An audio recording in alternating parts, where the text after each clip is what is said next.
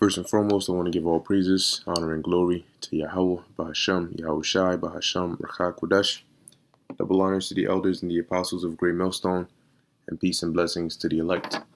And this is a article that I was reading a little earlier today. You know, just in addition to the economic, it's not even just turbulence. This is like economic downfall. And you're starting to see more and more talks and companies, laying off workers.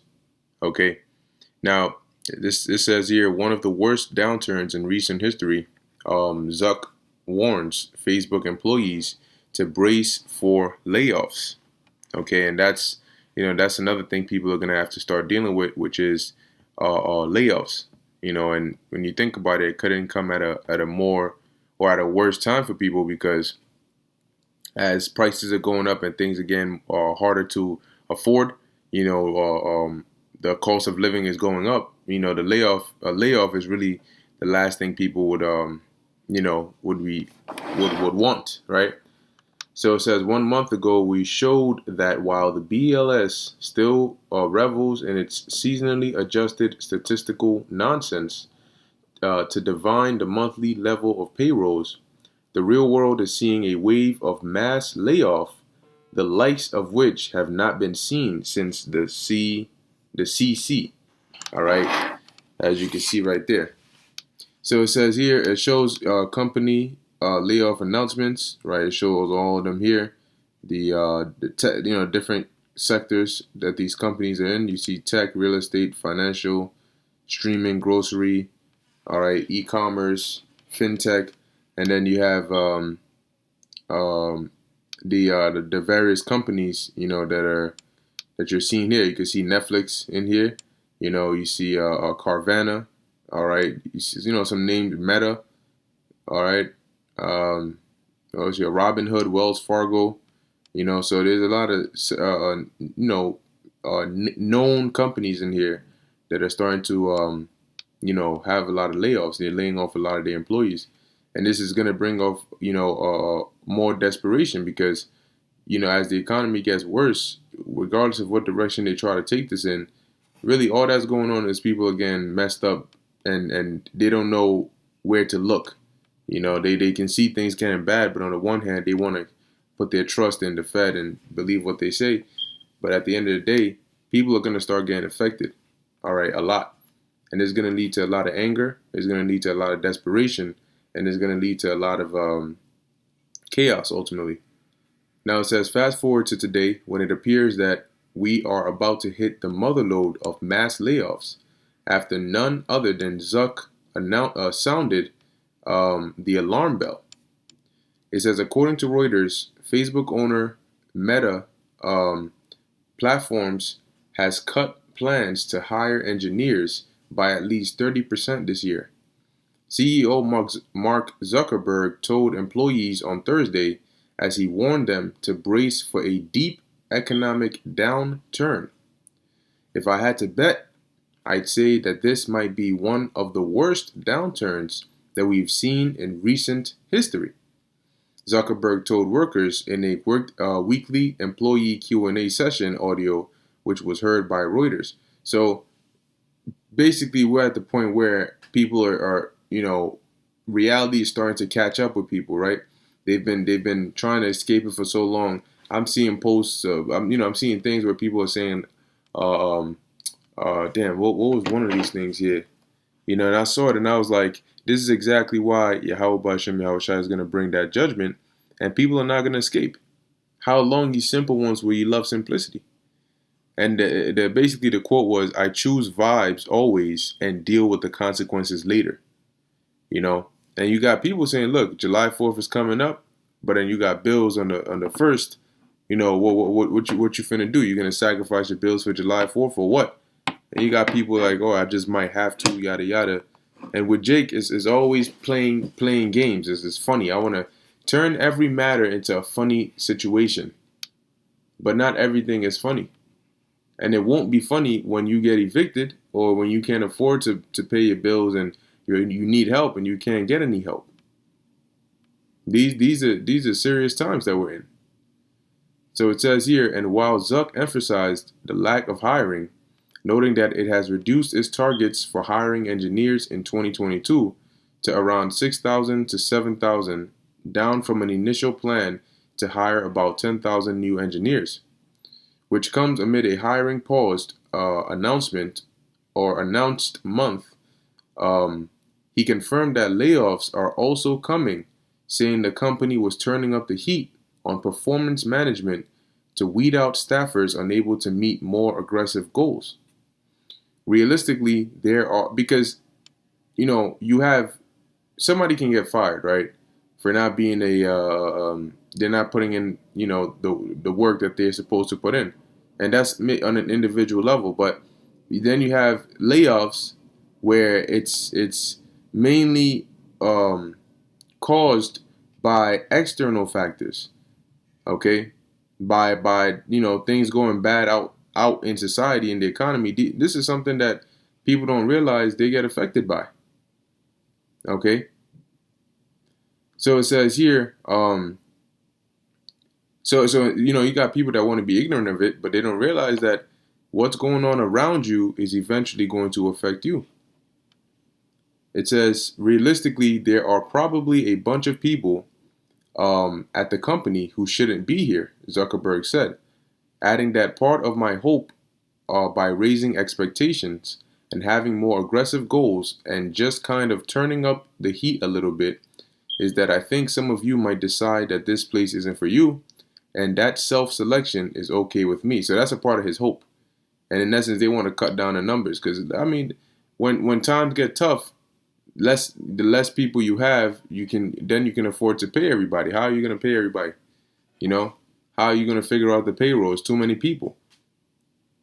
It says others made the message even more forceful, with Chief Product Officer Chris Cox saying that the company must prioritize more ruthlessly and operate leaner, meaner, better executing teams. I have to underscore that we are in serious times here and the headwinds are fierce. So you can learn a lot about the direction that things are going in overall based on these kinds of conversations they're having here. Because these business decisions are impacted by the state of the economy. All right, and we keep on telling you it's just like we told you about inflation and hyperinflation last year. You know, you tell people now about hyperinflation, and they see inflation, but oh no, no, that can't happen. No, that's not gonna happen. All right, and because we're going into a time like never before, so there ain't no such that's not gonna happen. You don't know what's gonna happen. Okay, it says and I'm speaking about those that they from a worldly standpoint. You tell them these things, according to, you don't even need to mention according to prophecy. You just tell them these things that this is where it's gonna go, and then all of a sudden they the same ones that didn't know that this is what the world will look like in this year are yet still the ones that are gonna be able to let you know what it's not gonna be. No, no, no. I mean, we do have inflation now. I didn't expect that, but no, no, I definitely don't see hyperinflation. All right, cool. So it says, we need to execute flawlessly in an environment of slower growth, where teams should not expect vast influxes of new engineers and budgets. Translation: when even the most profitable tech companies are bracing, or I think that should say bracing, for mass layoffs, the bottom is about to fall out, or as Biden would say, all right. So there you go, right? This is showing you like the point right here. If even the most profitable tech companies are bracing for mass layoffs, what does that tell you about the rest? Okay, what does that tell you about the direction all these things are headed in? And this is why the scriptures say that we're in this world, but we're not of this world, because what's getting ready to happen is a lot situation. You know, you need to be in a mindset where just like that, on the flip of a dime, the Lord said, look, you gotta go, you gotta go. Not in the mindset of Lot's wife, who, she's moving very reluctantly because she has so much gain in the world. Now it doesn't mean just, if you have things here, you whatever property, whatever you have, cool, that's one thing. But in this time, it's more heavily on your mind. You don't need to say, I'm gonna go sell my house, and then what? No, I don't, move the way you gotta move, but just the mindset that you carry is what's important. Okay, it's like even the apostle said, like, if you feel like, you can afford some extra food and you want to, stock up a bit, go ahead. But it's the mindset that you carry. You can do it, but the mindset shouldn't be, this is my salvation, this is my way out. The mindset should always be putting your trust in Yahweh Ba'Shem Yahweh Shai. Okay? And so now this is the book of Wisdom of Solomon, chapter 5, and I'm gonna start at verse 9, because now what's getting ready to happen is a lot of people are about to get caught in their security when they least expect it, because they didn't store up, a hedge. They didn't invest in the spirit of Yahweh Ba'Shem Yahweh Shai. So when the storm comes, guess what? It's gonna wipe away everything that they had along with this world, and they're gonna realize they had nothing, because the things in this world, in this place, are not permanent. They're temporary. The word of the Lord is permanent. The spirit is permanent. The works that you do for the Lord are permanent. And the reward from the Lord is permanent. So verse 9, all those things are passed away like a shadow, and as a post that hasted by. Now, the thing about this place is, when it passes away with the things and people in it, it's going to be as though it wasn't there. Okay, like that's the example we're reading here in Wisdom of Solomon. All these things that you had, and the success that you did. The reason why the Lord said, um, um, "Seek ye first the kingdom of God, and everything else will be added unto you," is because whatever else you have in this society is going to be gone as though you didn't have it. It's not going to stay forever. It says, "And as a ship that passeth over the waves of the water, which when it is gone by, the trace thereof cannot be found." Nobody can go onto the ocean, right, as it is, and say, oh, this is the direction that the latest ship just passed through. And even if you did see a ship on the water and you're on the shore, you can't, after a period of time, you cannot tell what path exactly the ship took. Did it go right a bit, then turn left a bit, and then go straight? You can't tell. All you can do is see where it's at currently, and then you can, as it moves, you can track it there. But the places that it's already moved from, if it's gone from one harbor or one dock to another, you can see it at the second dock, right? But you can't trace it. You can't go from where it started and follow skid marks or any of that to where it's at. It's like it wasn't there. Well, that's what this place is going to be like.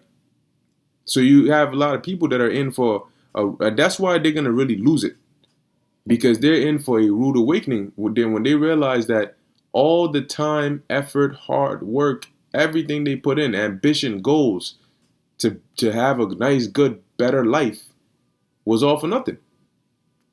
Because everything you've worked hard for is now crumbled right before you.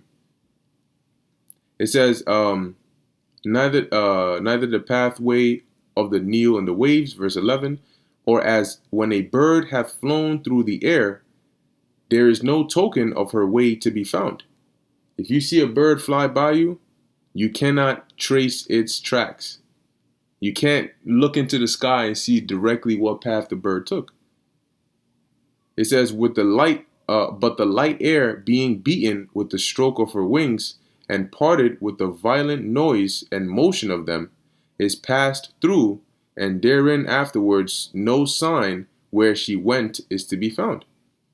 Or like as when an arrow is shot at a mark, it parteth the air, which immediately cometh together again. Yeah, and that's why the arrowhead is looks triangular, because the head of it is smaller. It makes it more aerodynamic. It can cut through the air. Okay, but once again, you cannot trace the, what I'm saying, like it says here, a part of the air, which immediately cometh together again, so that a man cannot know where it went through. You can't follow, you know what I'm saying, and say this is the exact path the arrow went through. It's untraceable. So when this place, when the Lord has the line of confusion spread upon this place, after the missiles hit and this place is unrecognizable, it's just going to be like that. And as people start to see it going down and collapsing, that's when they're going to start having that breakdown. Okay, those mental breakdowns. When somebody, because when say you work at Facebook, you work at Facebook or Meta, you're making good money, right? So then you get laid off. And when you're making good money, you are, it's likely you're not living a minimum wage lifestyle. So if you get laid off, you now have, let me call it, maximum wage bills to pay, but now you don't have any wages. See, so it's going to start looking harder and harder for people. But instead of them focusing on preparing for what's coming, they're saying, nah, F that, I'll deal with the consequences later. Right now, I just want to enjoy July 4th and go chill and have a good old time. And then I'll deal with the rest later. Don't worry, it's not going anywhere. It's going to be weighing them blackouts, the food prices going out the roof, the food shortages, the inflation, the cold winter. Guess what? It's going to be right here waiting for you right when you get back. The gas prices about to go haywire. It's going to be right here waiting for you when your ass comes back. And guess what? At that point, there's no fun. You chose to have fun now and suffer later. Or that later suffering is going to be the worst suffering you've had. So as it says down here, right, when even the most profitable tech companies are bracing for mass layoffs, the bottom is about to fall out. Okay, so brace yourself. With that, I hope you were edified. In closing, I want to give all praises, honor, and glory to Yahweh, Bahasham, Yahweh Shai, Bahasham, Rakha Kodesh. Until next time, Shalom.